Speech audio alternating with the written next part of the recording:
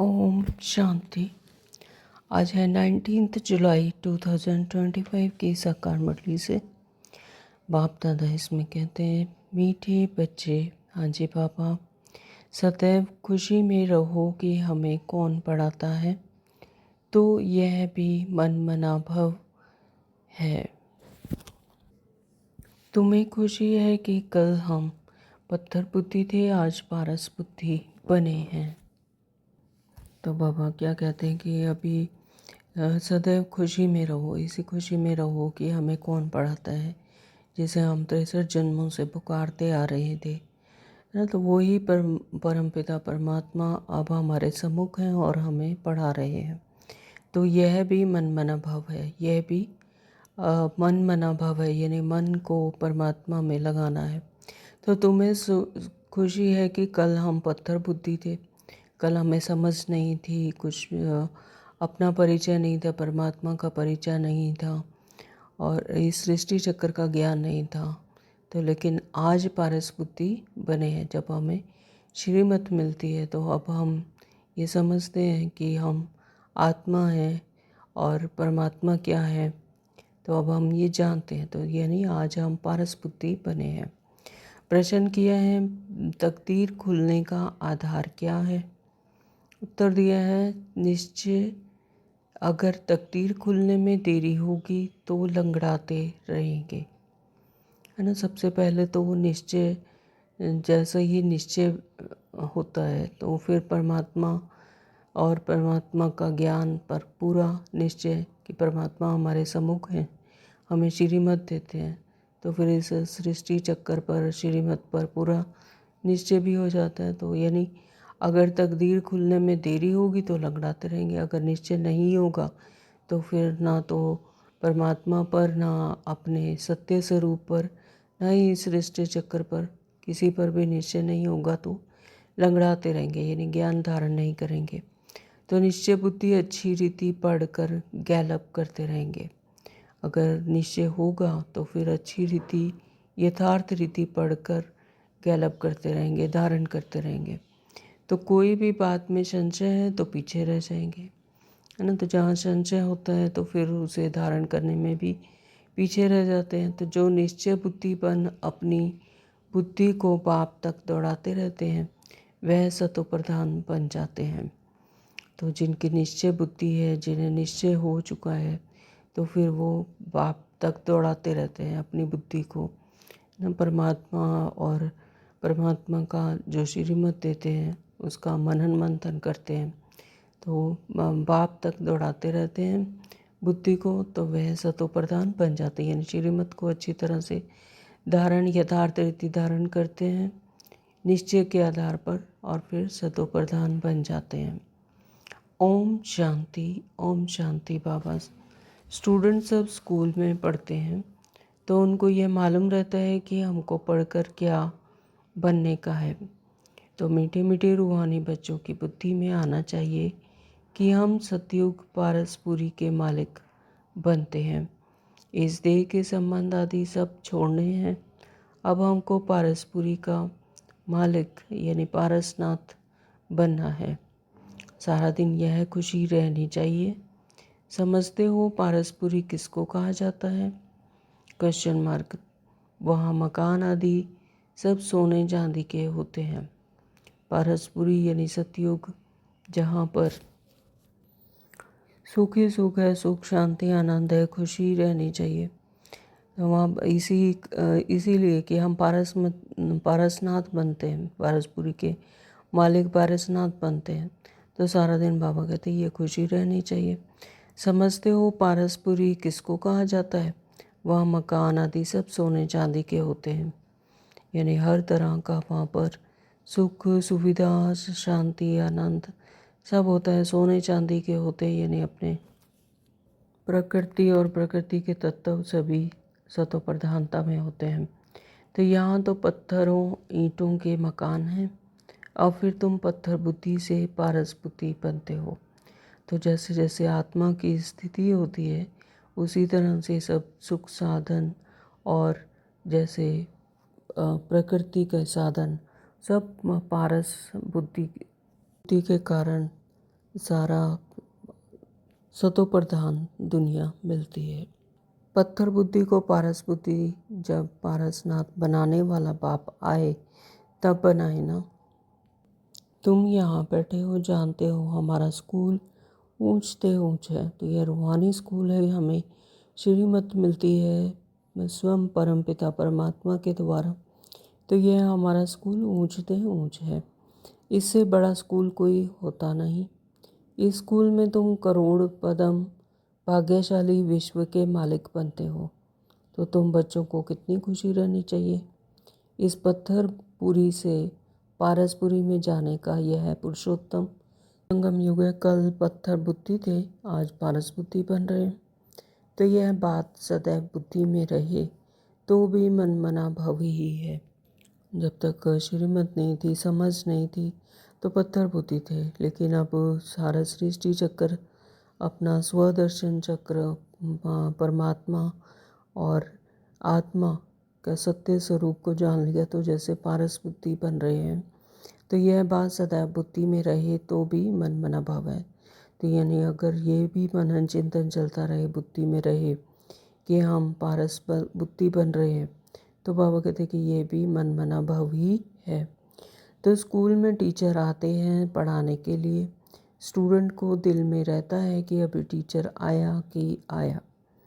तुम बच्चे भी समझते हो हमारा टीचर तो स्वयं भगवान है, तो वह हमको स्वर्ग का मालिक बनाते हैं, तो जरूर संगम पर आएंगे। अभी तुम जानते हो मनुष्य पुकारते रहते हैं और वह यहाँ आ गए हैं।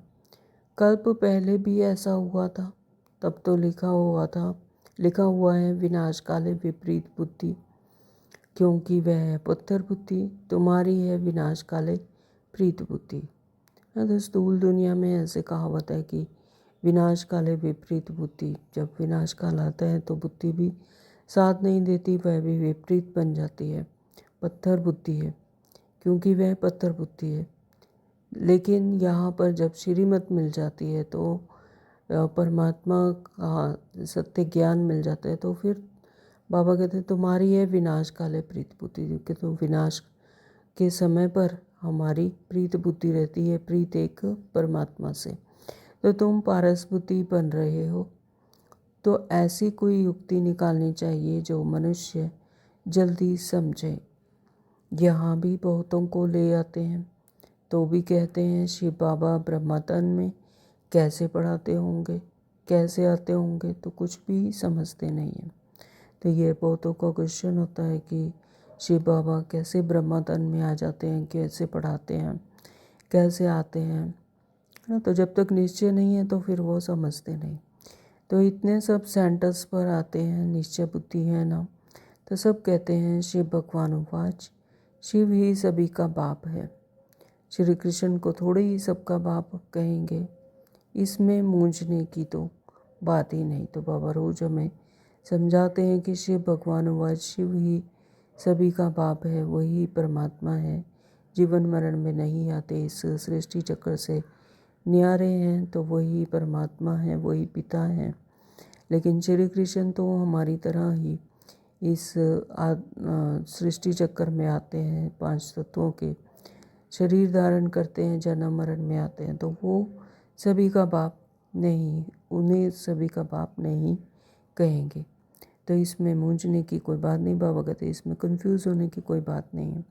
परंतु तकदीर देरी से खुलने की है तो फिर लंगड़ाते रहते हैं, है ना। अगर तकदीर में ही नहीं है तो बाबा कहते फिर उनको निश्चय नहीं बैठता, तो इसलिए फिर लंगड़ाते रहते हैं। कम पढ़ने वाले को कहा जाता है वह हाँ यह लंगड़ाते हैं। तो यहाँ पर लंगड़ाना यानी जो अच्छी रीति नहीं पढ़ाई को धारण करते, कम पढ़ते हैं, तो बाबा कहते हैं उन्हें लंगड़ाते हुए, यह उनके लिए वर्ड यूज़ किया जाता है। तो संशय बुद्धि पीछे रह जाते हैं और निश्चय बुद्धि अच्छी रीति पढ़ने वाले आगे गैलप करते रहेंगे। कितना सिंपल समझाया जाता है, जैसे बच्चे दौड़ी लगाकर निशान तक जाकर फिर लौट आते हैं। बाप भी कहते हैं बुद्धि को जल्दी शिव बाबा पास दौड़ाएंगे तो सतो प्रधान बन जाएंगे। यहाँ समझते भी अच्छा है, तीर लगता है, फिर भी बाहर जाने से खल्लास हो जाते। बाबा ज्ञान इंजेक्शन लगाते हैं तो उसका नशा चढ़ना चाहिए ना, लेकिन चढ़ता ही नहीं है। तो यहाँ ज्ञान अमृत का प्याला पीते हैं तो असर होता है, बाहर जाने से भी भूल जाते हैं। बच्चे जानते हैं ज्ञान सागर पथित पावन सदगति दाता लिबरेटर एक ही बाप है, वही हर बात का वर्षा देते हैं। तो क्या करें बाबा कि अगर बुद्धि में ये बैठ जाए कि शिव बाबा हमें स्वयं पढ़ाने आते हैं, है ना, तो स्वयं परमात्मा हमें श्रीमत देते हैं, तो फिर दौड़ कर आएंगे क्योंकि निश्चय हो गया और सतो प्रधान बन जाएंगे। और बाबा कहते हैं लेकिन यहाँ समझते अच्छा है, तीर लगता है तो, लेकिन फिर भी बाहर जाने से खलास हो जाते हैं क्योंकि देहभान की दुनिया में जाते हैं, फिर उसी देहभान में फंस जाते हैं और बाहर की दुनिया का असर होता है, तो फिर खलास, ज्ञान खलास हो जाता है। तो बाबा ज्ञान इंजेक्शन लगाते हैं, जब ज्ञान देते हैं तो उसका नशा चढ़ना चाहिए, लेकिन चढ़ता ही नहीं, है ना, क्योंकि देहभान में सबसे पहले तो जब स्वयं को आत्मा निश्चय करें और परमात्मा से हम ज्ञान लेते हैं, परमात्मा को पूरा निश्चय हो, तब तो खुशी रहे। लेकिन जब देहभान में आते हैं तो बाहर जाते हैं, यहाँ कहते रहते हैं अच्छा ज्ञान है, लेकिन बाहर जैसे ही बाहर जाते हैं तो ज्ञान खलास हो जाता है, यानी भूल जाते हैं। तो यहाँ ज्ञान अमृत का प्याला पीते हैं तो असर होता है, बाहर जाने से ही भूल जाते हैं। बच्चे जानते हैं ज्ञान सागर पतित पावन सदगति दाता लिबरेटर एक ही है, तो एक ही परमपिता परमात्मा है, वही ज्ञान का सागर है, पतित से पावन बनाने वाले हैं, सदगति दाता हैं, लिबरेटर हैं, इस दुखों की दुनिया से लिबरेट करते हैं। तो वही एक परमपिता परमात्मा बाप है, वही हर बात का वर्षा देते हैं। कहते हैं बच्चे तुम भी पूरे सागर बनो, जितना मेरे में ज्ञान है उतना तुम भी धारण करो। तो बाबा कहते हैं कि मैं ज्ञान का सागर हूँ, तो तुम भी मास्टर ज्ञान सागर हो, तो जितना मुझ में ज्ञान है उतना ही तुम भी धारण करो। तो शिव बाबा को देह का नशा नहीं है, शिव बाबा की देह ही नहीं तो उनको देह का नशा भी नहीं, देह है ही नहीं। बाप कहते हैं बच्चे हम तो सदैव शांत रहते हैं, तुमको भी जब देह नहीं थी तो नशा नहीं था।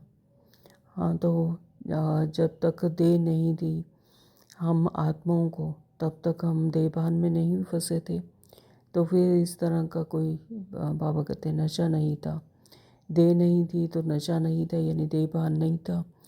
तो शिव बाबा थोड़े ही कहते हैं कि यह हमारी चीज़ है ना, तो परमात्मा पिता वो देह में आते ही नहीं, देह उनकी है ही नहीं, तो उनको वो अपनी चीज़ नहीं कहते। तो यह तन लोन लिया है, लोन ली हुई चीज़ अपने थोड़ी होती है, तो हमने इसमें प्रवेश किया है थोड़े टाइम के लिए सर्विस करने अर्थ। यानी शिव बाबा ने जब ब्रह्मा बाबा के तन का आधार लिया तो बाबा कहते थोड़े टाइम के लिए लोन लिया है सर्विस करने अर्थ, अभी तुम बच्चों को वापस चलना है, दौड़ी लगानी है भगवान से मिलने के लिए। इतने यज्ञ तप आदि करते रहते हैं, समझते थोड़ी हैं वह मिलेगा कैसे, समझते हैं कोई ना कोई रूप में भगवान आ जाएगा। बाप समझाते तो बहुत सहज है, प्रदर्शनी में भी तुम समझाओ। सतयुग त्रेता की आयु भी लिखी हुई है, उसमें 2500 वर्ष तक बिल्कुल एक्यूरेट है। सूर्यवंशी के बाद होते हैं चंद्रवंशी, फिर दिखाओ रावण का राज्य शुरू हुआ और भारत पतित होने लगा। द्वापर कलयुग में रावण राज्य हुआ, तिथि तारीख लगी हुई है, बीच में रखो संगम युग। रथी भी जरूर चाहिए ना, तो इस रथ में प्रवेश हो बाप राजयोग सिखलाते हैं, जिससे यह लक्ष्मी नारायण बनते हैं। किसी को भी समझाना तो बहुत सहज है। तो बाबा आज सारा सृष्टि चक्र समझा रहे हैं कि सतयुग त्रेता की भी आयु लिखी हुई है, 2500 वर्ष तक बिल्कुल एक्यूरेट है। सूर्यवंशी के बाद फिर आते हैं चंद्रवंशी, फिर होता है रावण राज्य भी शुरू होता है बाद में, और भारत पतित होने लगा। फिर द्वापर कलयुग में रावण राज्य हुआ, तिथि तारीख लगी हुई है। तो बाबा कहते हैं इस तरह से फिर बीच में रखो संगम युग, जब परमात्मा आकर हम सबको आत्माओं को ज्ञान देते हैं। तो रथी भी जरूर चाहिए ना। शिव बाबा ब्रह्मा बाबा के शरीर के रथ का आधार लेते हैं, तो इस रथ में प्रवेश हो, फिर बाप राजयोग सिखलाते हैं, जिससे यह लक्ष्मी नारायण बनते हैं। किसको भी समझाना तो बहुत सहज है। लक्ष्मी नारायण की डायनेस्टी कितना समय चलती है, और सब घराने हैं हद के, यह है बेहद का। इस बेहद की हिस्ट्री जोग्राफी को जानना चाहिए ना। अभी है संगम युग, फिर दैवी राज्य स्थापन हो रहा है। इस पत्थरपुरी पुरानी दुनिया का विनाश होना है। विनाश ना हो तो नई दुनिया कैसे बनेगी। अब कहते हैं न्यू दिल्ली। अभी तुम जानते हो न्यू दिल्ली कब होगी। नई दुनिया में नई दिल्ली होती है। गाते भी हैं जमुना के कंठे पर महल होते हैं। तो जब इन लक्ष्मी नारायण का राज्य है, तब कहेंगे न्यू दिल्ली पारसपुरी। सतयुग में जो पारसपुरी बनेगी, बाबा कहते वो भी न्यू दिल्ली, उसे भी न्यू कहेंगे, न्यू दिल्ली नया राज्य। तो सतयुग में लक्ष्मी नारायण का ही होता है। मनुष्य तो यह भी भूल गए हैं कि ड्रामा कैसे शुरू होता है, कौन कौन मुख्य एक्टर्स हैं, वह जानना चाहिए ना। एक्टर्स तो बहुत हैं, इसलिए मुख्य एक्टर्स को तुम जानते हो। तुम ही मुख्य एक्टर्स बन रहे हो, सबसे मुख्य पार्ट तुम बजा रहे हो। तो जो सतयुग में आने वाली आत्माएं हैं, वही हैं क्या मुख्य एक्टर्स। अब बाबा कहते तुम भी मुख्य एक्टर्स बन रहे हो, सबसे मुख्य पार्ट तुम बजा रहे हो। तुम रूहानी सोशल वर्कर हो। तो हम ये रूहानी सोशल वर्कर भी हैं, और आत्माओं को भी परमात्मा से जोड़ते हैं। तो बाकी सब सोशल वर्कर हैं जिस्मानी। तुम रूहों को समझाते हो, पढ़ती रूह है। तो यहाँ पर आत्माएं पढ़ती हैं, रूह पढ़ती हैं, तो रूहों को समझाते हैं। मनुष्य समझते हैं, जिस्म पढ़ता है। यह किसी को भी पता नहीं कि आत्मा इन ऑर्गन्स द्वारा पढ़ती है। हम आत्मा बैरिस्टर आदि बनता हूँ, बाबा हमको पढ़ाते हैं, संस्कार भी आत्मा में रहते हैं ना। कोई भी पढ़ाई अगर पढ़ते हैं, जब कोई बैरिस्टर बनता है, स्थूल दुनिया में डॉक्टर बनता है कोई, तो वो सब आत्मा ही, बाबा कहते हैं आत्मा ही बनती है, आत्मा ही ज्ञान धारण करती है। तो बाबा हमको पढ़ाते हैं, तो संस्कार भी आत्मा में रहते हैं। संस्कार ले जाएंगे, फिर आकर नई दुनिया में राज्य करेंगे। जैसे सतयुग में राजधानी चली थी, वैसे ही शुरू हो जाएगी। इसमें कुछ पूछने की दरकार नहीं रहती। मुख्य बात है देह अभिमान में कभी नहीं आओ, अपने को आत्मा समझो, कोई भी विकर्म नहीं करो, याद में रहो, नहीं तो एक विकर्म का बोझ 100 गुना हो जाएगा। बाबा कहते हैं सबसे पहले तो यही है कि अपने आप को आत्मा समझो। तो फिर आत्मा समझेंगे तो आत्मिक स्मृति में रहेंगे, तो फिर कोई भी विकर्म नहीं हो सकता। अगर याद में रहो, नहीं तो एक विकर्म का बहुत 100 गुना हो जाएगा। अगर यह भूल जाता है कि हम आत्मा हैं, ये याद नहीं रहता है, तो फिर देह भान में आने से हिसाब किताब बनता है, विकर्म हो जाते हैं, और उसका बोझ बाबा कहते 100 गुना हो जाएगा। हड्ड एकदम टूट जाते हैं, हड्ड एकदम टूट जाते हैं, यानी विकर्मों का बोझा हो जाता है, और विकर्मी बनने से दुखी हो जाते हैं। याद में रहो, नहीं तो एक विकर्म का बोझ 100 गुना हो जाएगा।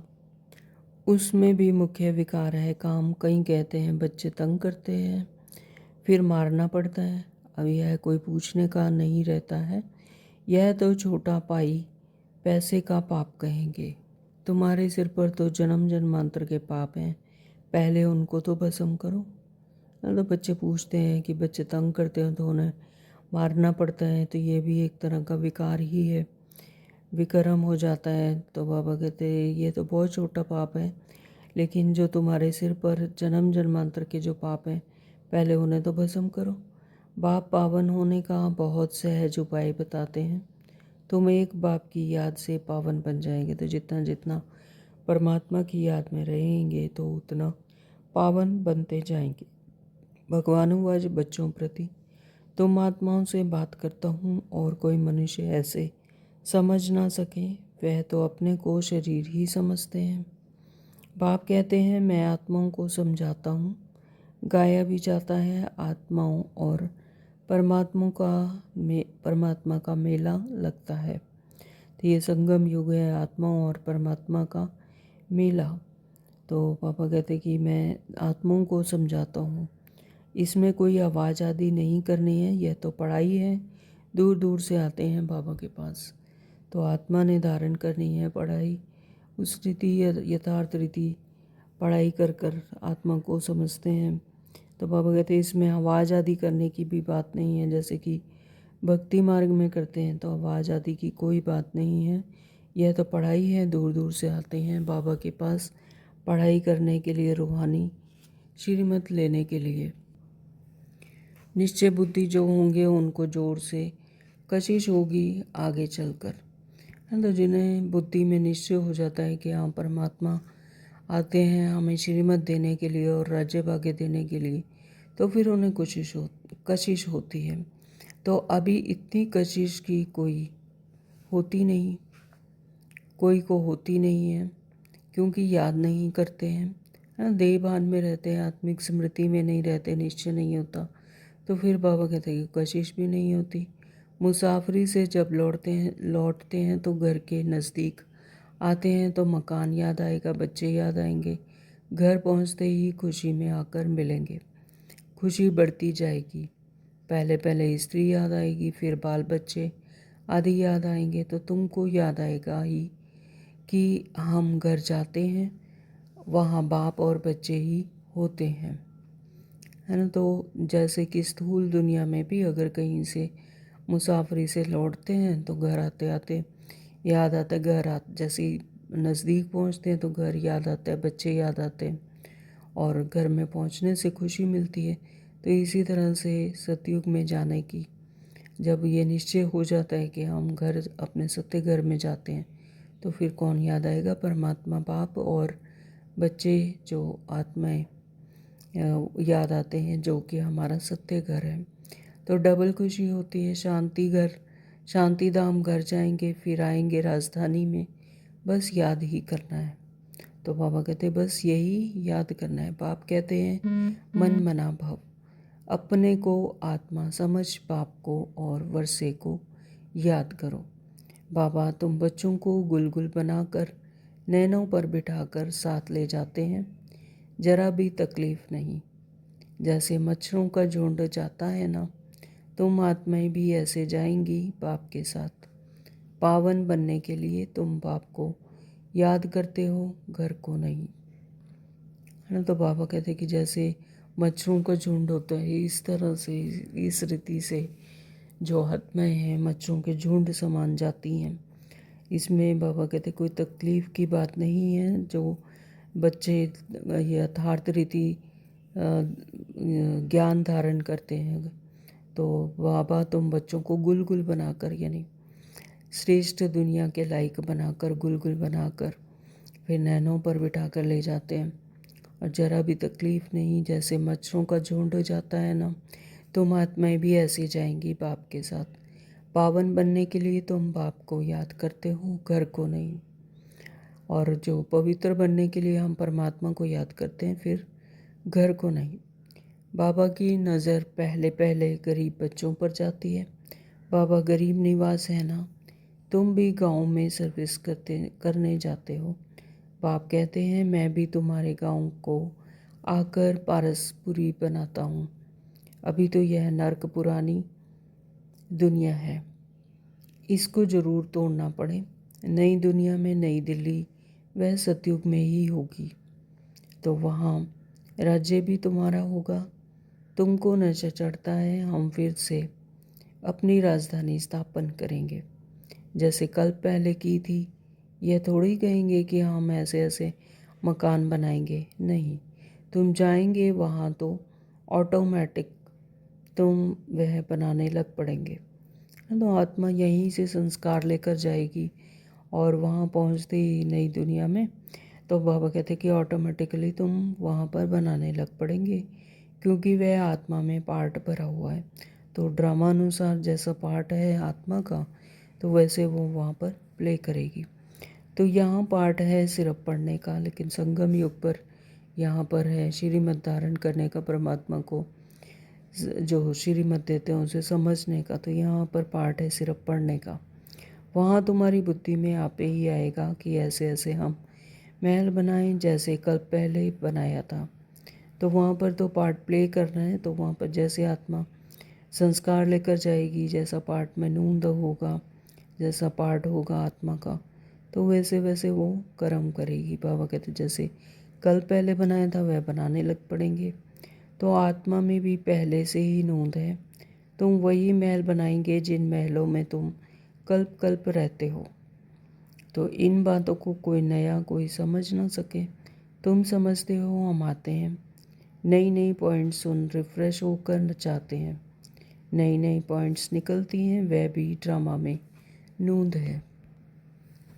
बाबा कहते हैं बच्चे, मैं इस बैल पर रथ पर सदैव सवारी करूं, इसमें मुझे सुख नहीं भासता है। तो बाबा शिव बाबा कहते हैं कि जो ब्रह्मा बाबा के शरीर का आधार लेते हैं, यानी रथ पर जो मैं सवारी करूं, यह मुझे सुख, इसमें मुझे सुख नहीं भासता है। मैं तो तुम बच्चों को पढ़ाने आता हूँ, ऐसे नहीं बैल पर सवारी कर बैठे ही हैं। रात दिन बैल पर सवारी होती है क्या? उनका तो सेकंड में आना जाना होता है, सदैव बैठने का कायदा ही नहीं। बाबा कितना दूर से आते हैं पढ़ाने के लिए, घर तो उनका वह है ना, सारा दिन शरीर में थोड़े ही बैठेगा, उनको सुख ही नहीं आएगा। जैसे पिंजड़े में तोता फंसा होता है। मैं तो यह लोन लेता हूँ तुमको समझाने के लिए। हाँ, तो बाबा को हम बच्चों के कारण शरीर में आना पड़ता है, शरीर का आधार लेना पड़ता है। लेकिन बाबा कहते हैं कि मैं उसमें सुख थोड़ी ना मुझे आएगा, उसमें तो पिंजड़ा में जैसा तोता फंस जाता है मैं भी वैसे ही फंस जाता हूँ। तो तुम कहेंगे ज्ञान का सागर बाबा आते हैं हमको पढ़ाने के लिए, खुशी में रोमांच खड़े हो जाने चाहिए। तो कितनी खुशी आनी चाहिए कि हम जिस परमात्मा को इतने जन्मों से पुकारते आ रहे हैं, तो वही हमारे सामने हमारे सम्मुख हैं और हमें ज्ञान देते हैं।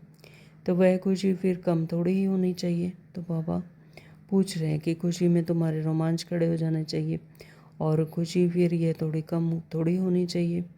यह धनी तो स्थायी बैठे हैं, एक बैल पर दो की सवारी सदैव होगी क्या? तो शरीर का आधार एक तो ब्रह्मा बाबा उसी शरीर में, और फिर शिव बाबा।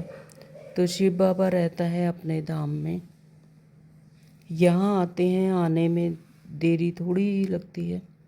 रॉकेट देखो कितने तीखे होते हैं, आवाज़ से भी तीखे। आत्मा भी बहुत छोटा रॉकेट है। आत्मा भागती कैसे है, यहाँ से झट गई लंदन। ये स्थूल दुनिया की बातें हैं कि रॉकेट का एग्जाम्पल बाबा ने दिया कि आत्मा बहुत छोटा रॉकेट है, आत्मा भागती कैसे है, यहाँ से झट गई लंदन। तो ये स्मृति की बात है। जब आत्मा को अपनी स्मृति आती है, आत्मिक स्मृति में रहती है, तो एक सेकंड में जैसे जीवन मुक्ति गई है और यहाँ से झट गई, यानी एक स्थान से दूसरे स्थान पर आत्मा की स्मृति से, कॉन्शियसनेस से, है ना, तो कहीं पर भी पहुंच सकती है। तो बाबा खुद भी रॉकेट हैं, कहते हैं मैं तुमको पढ़ाने के लिए आता हूँ, फिर आता हूँ अपने घर। तो इस समय बहुत बिजी रहता हूँ, दिव्य दृष्टि दाता हूँ, तो भक्तों को राज़ी करना होता है, तुमको पढ़ाता हूँ। भक्तों की दिल होती है साक्षात्कार हो या कुछ ना कुछ भीख मांगते रहे हैं, तो परमात्मा ही दिव्य दृष्टि दाता है, यानी ज्ञान चक्षु सूक्ष्म दृष्टि बाबा ही देते हैं। तो भक्तों को राज़ी करना होता है। बाबा कहते हैं मैं तुम्हें पढ़ाता हूँ, भक्तों की दिल होती है साक्षात्कार हो, तो कुछ ना कुछ उन्हें भी साक्षात्कार भी कराता हूँ। तो सबसे जास्ती भीख जगदम्बा अम्बा से मांगते हैं। तो भक्ति भाव में परमात्मा से कुछ न कुछ पाने की इच्छा जो रखते हैं, मांगते हैं। तो तुम जगत अम्बा हो ना, तुम विश्व की बादशाही की भीख देती हो। गरीबों को भीख मिलती है ना, हम भी गरीब हैं, तो शिव बाबा स्वर्ग की बादशाही भीख में देते हैं। भी कुछ और नहीं, सिर्फ कहते हैं बाप को याद करो तो विक्रम विनाश होंगे, शांति धाम में चले जाएंगे। यानी अपनी आत्मिक स्मृति में रहकर अपने आत्मा की सर्वोत्तम अवस्था में पहुंचकर तो सभी विक्रम विनाश हो जाएंगे। बाप को याद करो तो बाबा कहते विक्रम विनाश होंगे, तो शांति धाम में चले जाएंगे। मुझे याद करो तो मैं गारंटी करता हूँ तुम्हारी आयु भी बड़ी हो जाएगी। और जन्मों में क्यों जाते हैं? पाठ निभाने के लिए, क्योंकि विक्रम विनाश नहीं होते तो उसे हिसाब किताब चुकता करने के लिए और जन्म में जाना पड़ता है। बाबा कहते जब तुम मुझे याद करते हो तो मैं गारंटी करता हूँ कि तुम्हारी आयु भी बड़ी हो जाएगी। यानी इसी शरीर में रहते हुए फिर वो विक्रम विनाश हो जाते हैं।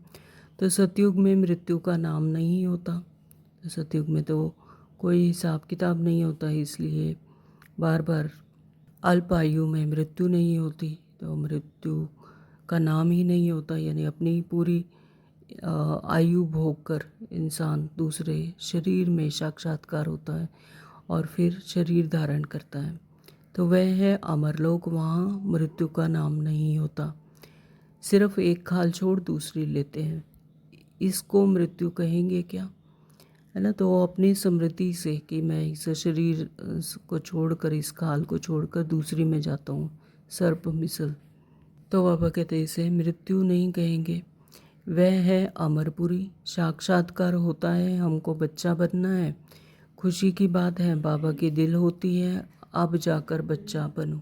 जानते हैं गोल्डन स्पून नमाउद होगा, यानी संपन्न परिवार में जन्म होगा। एक ही सिकलदा बाप का बच्चा हूँ, बाप ने अडॉप्ट किया है।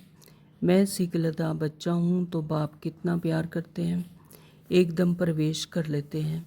यह भी खेल है ना, खेल में हमेशा खुशी होती है। यह भी जानते हैं जरूर बहुत बहुत भाग्यशाली रथ होगा। इसके लिए गायन है, ज्ञान सागर इनमें प्रवेश कर तुमको ज्ञान देते हैं। तुम बच्चों के लिए एक ही खुशी बहुत है, भगवान आकर पढ़ाते हैं, भगवान स्वर्ग की रजाई स्थापन करते हैं। हम उनके बच्चे हैं तो फिर हम नरक में क्यों हैं, यह किसी की बुद्धि में नहीं आता, है ना। हम परमात्मा के बच्चे हैं, परमात्मा के संतान हैं, तो फिर हम नरक में क्यों हैं, क्योंकि हम तो भगवान के बच्चे हैं, तो उनकी रजाई में रहना चाहिए। बाबा कहते भगवान रजाई, स्वर्ग की रजाई की स्थापना करते हैं, तो हम उनके बच्चे हैं, तो हमें उनके साथ ही रहना चाहिए, वो पिता हैं हमारे। तो यह किसकी भी बुद्धि में नहीं आता। स्वर्ग को कहते ही हैं राम राज्य और कलयुग को कहते हैं रावण राज्य। तो राम राज्य के बच्चे फिर रावण राज्य में क्यों हैं, तो यह किसी की बुद्धि में नहीं आता। तुम तो भाग्यशाली हो, तो विश्व का मालिक बनने के लिए पढ़ते हो। ऐसी पढ़ाई पर कितना टेंशन देना चाहिए। अच्छा, मीठे मीठे सिखलदे बच्चों प्रति माता पिता बाप दादा का याद प्यार और गुड मॉर्निंग। रूहानी बाप की रूहानी बच्चों को नमस्ते। हम रूहानी बच्चों की रूहानी माता पिता बाप दादा को याद प्यार गुड मॉर्निंग, नमस्ते जी, नमस्ते जी, नमस्ते जी। शुक्रिया बाबा, आपका बहुत बहुत शुक्रिया। धारणा के लिए मुख्य सार में बाबा ने कहा, नंबर 1, इसी डबल खुशी में रहना है कि अब मुसाफरी पूरी हुई। पहले हम अपने घर शांति धाम में जाएंगे, फिर अपनी राजधानी में आएंगे। इसी खुशी में रहना चाहिए कि ये हम इस सृष्टि चक्कर में एक मुसाफिर की तरह, अब ये मुसाफरी पूरी हुई, ये रोल ख़त्म हुआ और अब हम अपने घर शांति धाम में सत्य घर में जाएंगे और फिर बाद में अपनी राजधानी में यानी स्वर्ग में आएंगे। सिर पर जो जन्म जन्मांतर के पापों का बोझ है उसे भस्म करना है। देह अभिमान में आकर कोई भी विक्रम नहीं करना है। तो जो 63 जन्मों में से जो देहभान में आकर जन्म जन्मांतर से बाबा कहते कि पापों का बोझा है, तो उसे भस्म करना है। देह यानी देह अभिमान को ख़त्म करना है। तो देह अभिमान में आकर कोई भी विक्रम नहीं करना है, आत्मिक स्वरूप में रहना। वरदान दिया बाबा ने, श्रेष्ठ संकल्पों के सहयोग द्वारा सर्व में शक्ति भरने वाले शक्तिशाली आत्मा भव। तो स्थूल रीति में भी किसी में शक्ति भरने का आधार क्या है? श्रेष्ठ संकल्प है ना। श्रेष्ठ संकल्प से के सहयोग से फिर सर में शक्ति भरने वाले बाबा कहते हैं शक्तिशाली आत्मा भव, सदा शक्तिशाली भव का वरदान प्राप्त कर सर्व आत्माओं में श्रेष्ठ संकल्पों द्वारा बल भरने की सेवा करो। जैसे आजकल सूर्य की शक्ति जमा करके कई कार्य सफल करते हैं, ऐसे श्रेष्ठ संकल्पों की शक्ति इतनी जमा हो जो औरों के संकल्पों में भी बल भर दो। तो यह संकल्प इंजेक्शन काम करते हैं, इससे अंदर वृत्ति में शक्ति आ जाती है। तो अब श्रेष्ठ भावना व श्रेष्ठ संकल्प से परिवर्तन करना इस सेवा की आवश्यकता है। 1 मिनट के लिए अपने आत्मिक स्वरूप में बैठेंगे। मैं इस शरीर रूपी गुफा में प्रकृति के बीच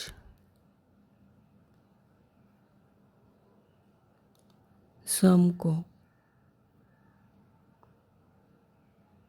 एक पावरफुल स्थिति में स्थित करें।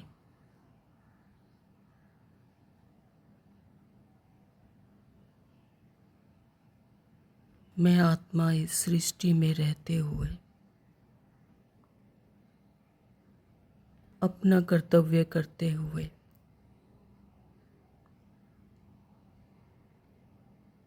तपस्वी स्वरूप में इस शरीर में स्थित हूँ।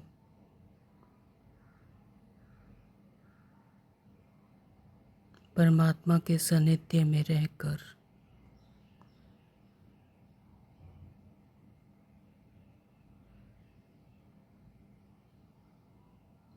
एकाग्र होकर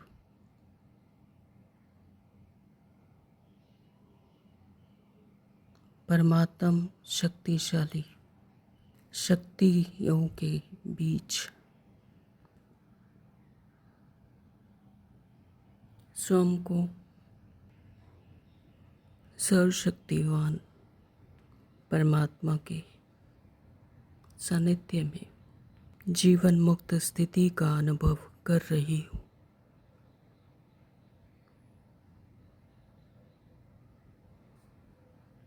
मैं आत्मा सर्वशक्तियों से संपन्न हूँ।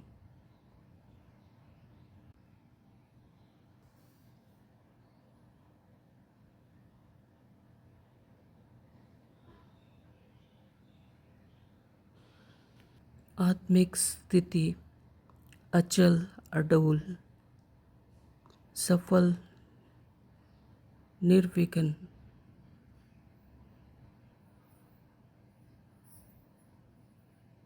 बाप समान मास्टर सर्वशक्तिवान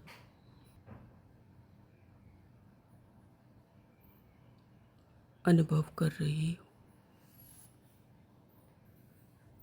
यह पावरफुल वाइब्रेशन विश्व की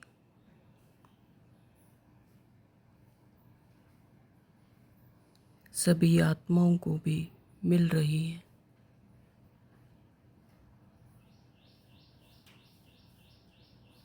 हर एक आत्मा के संकल्पों में बल भर रहा है।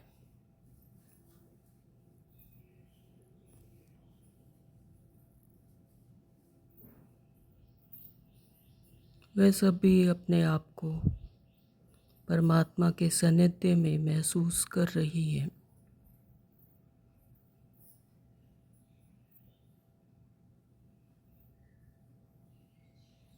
और अपने आत्मिक स्वरूप में अचल अडोल सर्वशक्तिवान सफल निर्विघ्न अनुभव कर रही है।